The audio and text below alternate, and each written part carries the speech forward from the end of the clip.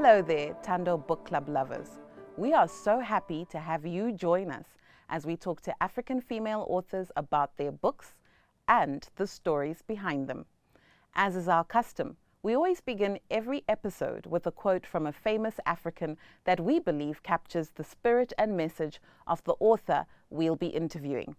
Today's quote is from an African-American, well-loved author, Maya Angelou. There is a spirit in all music. The spirit has the ability to conjure up thoughts, even pictures of something that happened or you wished would happen or you anticipate happening. Music has the ability to create ideas in you and in me. It has the ability to encourage us to be creative. This quote sums up what our guest today embodies with respect to her career in music and all the creativity it has birthed in her life, including the spiritual and published writing. Born on 6 January 1981, Dudu Manhenga is a dynamic, young Zimbabwean singer-songwriter who is a household name and much loved in Zimbabwe. Her style is influenced by great African and jazz singers, and the dignity of her delivery is a credit to her and to her country wherever she goes. This acclaimed contributor to the rich music history of Zimbabwe, who for more than 20 years has performed for the people of Zimbabwe from its humblest to its highest, filled the airways and brought dignity and respect to Zimbabwe in her travels in the world beyond our borders. A mother, daughter, sister, she is a vibrant activist in defense of the poor and voiceless, and a strong supporter of women everywhere. She is a powerful worshipper and prayer warrior, a tiller of the earth who cultivates her gardens to share food with the poor. As a singer, lyricist, and composer, Dudu's words have reached the world through music. Now beyond the stage, her voice turns to the pages of the written word. 3-Knot Chord, Questions, Assumptions, and Conclusions, her first book. 3-Knot Chord, Past, Present, and Future, her second book. And most recently, his daughter's devotional. She quotes the psalmist, "My heart is stirred by a noble theme as I recite my verses for the king. My tongue is the pen of a skillful writer." Psalm 45, verse 1. Dudu, welcome. Wow, it feels like you were introducing this big person. Thank you for having me, Selena. Thank you so much. We're so glad to have you here. And like I was just saying before we started the show, we interviewed you on the book club June 30th, 2021. And after that interview, I promised myself that we were going to come back and we were going to have another interview. And back then, we were only talking about your first book, but now you're back and we've got 3 books to talk about. We've got 3 books to talk about. I am so excited about the journey, and congratulations as well for you. I'm excited that, you know, the book club has grown and you are going in leaps and bounds. Yeah. Thank you, Dudu. It's Pleasure. very important for us to have the book club on TV because we believe young boys and girls everywhere need to rediscover the passion of reading. So, tell us why you started writing, especially after a long and illustrious career in music. I think at first, when I wrote the first one, it was just an experiment. I had written a couple of words and I was thinking to myself, should I make this into a song or how? Why not just put it out as poetry? And when I did, I got the response that people were saying, wow, well done, your poetry sounds good. I'm like, okay, let me keep trying. But I guess as well, writing has a way of helping you process stuff. I think many people are churning out an unprocessed life because they're not getting an opportunity to think through what they are going through, what they have gone through in the past. So they move along with all this baggage and they don't know how to, I think the word is process, how to process it. So for me, writing is just a way of pulling things out of this head. Otherwise, it will be more swollen than it looks. No, your head wrap looks beautiful. You look like an African queen, and we welcome you in all of that royalty. But it's so interesting what you speak about in terms of processing because I think that writing allows people to also just listen to themselves. And so when you're talking about many people are churning out an unprocessed life, I think many people are just living without giving themselves the space to listen to the inner voice and to like process their feelings, their thoughts, and the things that are going on. So your first two books are very interesting to me from that perspective, because it's the first questions, assumptions, and conclusions, and then past, present, and future. Very, very powerful. So before we get into the books, though, tell us a little bit about what your writing process looks like. Does it all come to you all at once? Is it the same as your songwriting process? Or what has been the process of coming up with these books? So sometimes it's just a line. It comes and it's on fire, and you want to, it's carrying much more than what it has given you at that moment.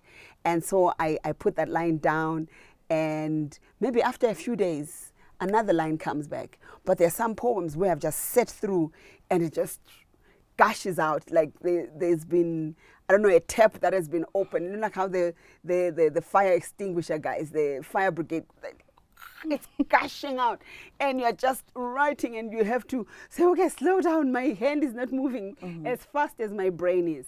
So it's always been different, but sometimes it's even triggers, triggers of things that have happened, and you see something happening again, and you're like, I need to put a thought to that. So some of it is really strategic to say, let me write about this because I know this is the result that it will bring out. But most of the times it's just an interesting creative process that hits you in that moment. Yeah.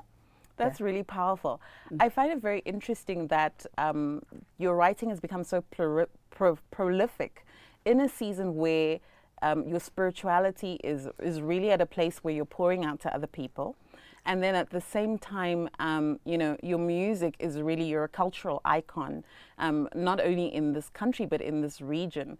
And that title, 3 Not Chord, is actually something very powerful to you across all spectrums of who you are. So you talk about 3-note chord, but also we know in the Bible that the chord of three strands. Tell us a little bit more about that. Yeah. To start with, the chord in music has to have at least 3 notes. So a chord has 3 notes for it to really sound good. Just coming from that musical side of things. And when we look as a person, we're made of 3 elements: mind, body, and soul. It looks like this 3 thing, and the Father, the Son, and the Holy Spirit.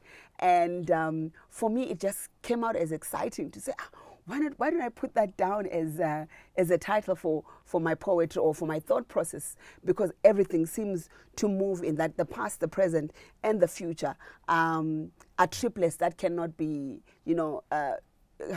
untangled or I don't know, as an author, how can an author run out of a word? Unravel. Unravel. They kind of move together. Whatever I'm going through now is soon going to be past. What I'm looking forward to is the future. And at all times, these 3 seem to be moving together. So for me, that strength of the 3. And when you look at the Bible again, someone was convicted only when there were 3 witnesses. The one who has come to report and 2 other. So you can't convict a person without 3 witnesses. So it's just an interesting number, but yeah, very, very interesting. And we'll be taking a short break right now, but when we come back, we're going to actually get right into the collection 3 Not Chord, as well as the recently released devotional, His Daughter's Destinies. So join us when we come back.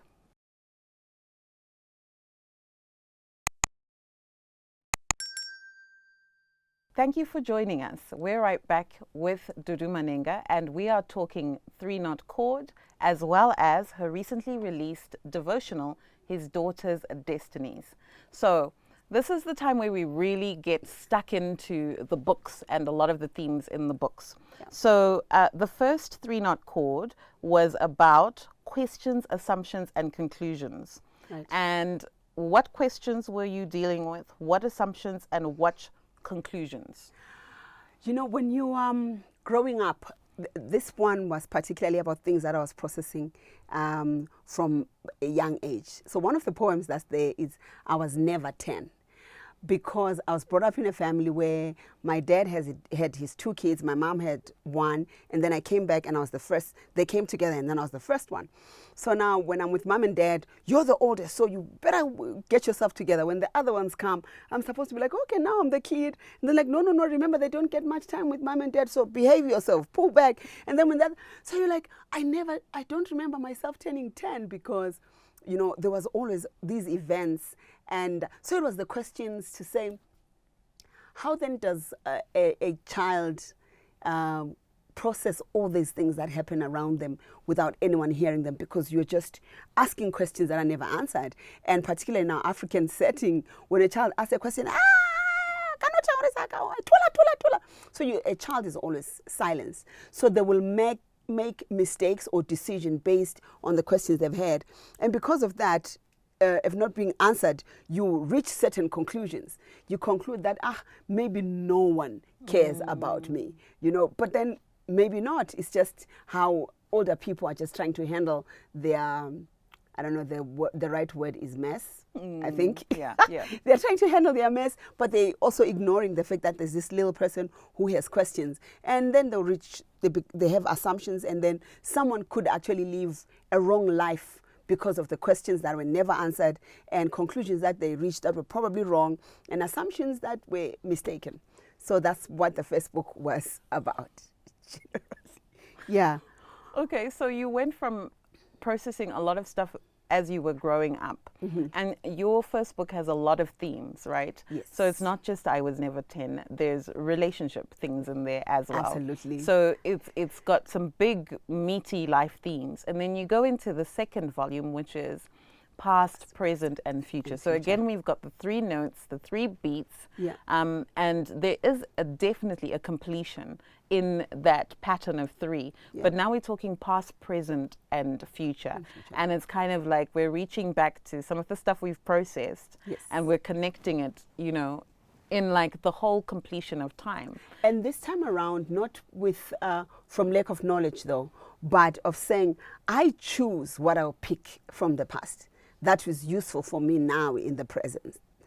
So if I have a scar from the past, it is not just, I will not continue to connect with the pain of the scar, but I'll connect with the scar saying, I made it, I'm alive, it's just a scar, and I made it. So now, when you are older, I always say to people, I mean, as a pastor even, I meet people who say, oh, things happened in my past, my parents did this, they never took. I said, no, it happened. But when you are now in the present, you are in control. You can choose what to pull out from the past to help you with your future or with your present. Whatever doesn't help you, leave it there. Just dump it there and pick up only the things that will help you, that will propel you into the future that you want. Because if you stay in the past, in the pain of the past, it means the future will still be bleak. So I think this one is more about control, about you taking back your life, saying, I know what I want in my present. I'll make the right choices for myself, even though parents and other people around you and spouses and friends and whatever have made wrong decisions, I will still choose now to pick out that which helps me and gives me the future that I want. Yeah, I think that's so powerful though, because often I feel like people make the wrong decisions because they forget that they are agents in their own life. They forget that they have choices, and actions and decisions are based on those choices. And if you made a wrong action and wrong decision, you can make a different choice to make a right action and a right decision. So very, very powerful. I also feel like the 2 books, like past, present, and future, was encoded in the first book, because when I read the first book, I felt like this is like where this could be going. But then you came out with the second book, and it's kind of like you wanted to complete what you had started in the first book. Was that what it was really like for you? I'm glad that's how you're seeing it, but I think for me, I was just venting. I was just, using an outlet and just being sincere. I think for me, that's the other thing, that as I'm writing, I am not trying to be anything that I'm not. I've never tried to be anything that I'm not. Just being sincere, just trying to connect with the next person at an ordinary level, because sometimes when people look at you from there, they think that you just whoosh and things happen. But when we are back and we are real with what we have gone through and what we are going through, our challenges, and when people see us making it, it makes someone says, okay, I'm here. And she says she was there before, so I can also get out of this gut. I can make it as well. So just being sincere and just being Dudu, and hoping that the next person who picks up the book, if they get to reading it, they can say, okay, I can also make it. Yeah. Okay, so one last question Yes. before we go to break, which is his daughter's Destiny's devotional. So that's your most recent release, Yes. done like a month ago. What's the story here? Because this one is meaty compared to the first two books. So this one, I think, has been a long journey. So there are 30 women that we will meet in this book. And the first one is the first lady, the lady of First Eve. Oh, wow. From the Bible. And from Eve, I'm learning things and saying, how does one do better than the women that have gone ahead of us? Or what else can we learn from them? So Eve is the first woman to appear on earth, fully grown, first one to have her baby, first one to have a child killed by another child. How was she praying? What did she ask God to forgive Cain? What was going on? And did Adam understand every time that she cried? She didn't have a sister to go to. She was just that right there with this guy. Did he understand? But because sometimes as women, we're going through stuff that when you're trying to explain even to your partner at home, to say, I just want to cry. They're like, why? I just feel like crying. But because we are so unique like that and so beautiful, I think for me it embraces that femininity. And I also took some very naughty girls in the Bible. There's a section called Talk of the Town, and with the Talk of the Town I did an extract which I printed for women in prison, and I went and I gave them the copies. The likes of Rahab. Rahab is known in the city as that girl. I mean, where else can two guys go to but to Rahab's house? And so, but then she makes something, she saves her generation, her whole household, even though in the past she had bad choices. So we have Talk of the Town, we have the famous 5, the girls that are known up, in the Bible and stuff like that. But the ultimate thing is that we are drawing from their stories, learning from their mistakes. So it has a cute section at the bottom where it says, I resolve. After I've learned from Eve, after I've learned from Sarah, and Sarah is the one who gives Abraham the girl and says, okay, why don't you just have her? And then the next is, get rid of her. Our choices, then I resolve to do this and this and this. So I don't know, I don't know which one I love the most, but I think I like how that one turns out, because I like people who make conclusions and say, this is what I will do, and resolve to do it. Awesome, Yeah. awesome. Yeah. Well, powerful insights as always with Dudu, and there for all of us to ponder. And it's time for us to take a short break, but stay tuned. We'll be right back with advice from Dudu about publishing. You don't want to miss this.